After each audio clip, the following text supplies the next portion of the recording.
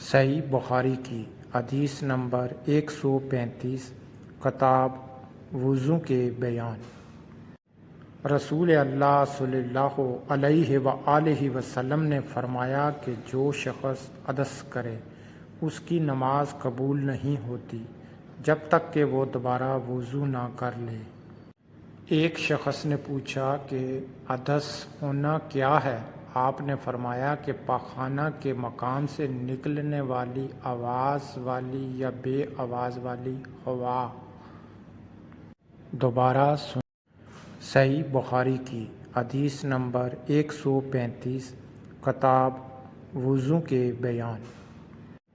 رسول اللہ صلی اللہ علیہ وآلہ وسلم نے فرمایا کہ جو شخص حدث کرے اس کی نماز قبول نہیں ہوتی جب تک کہ وہ دوبارہ وضو نہ کر لے۔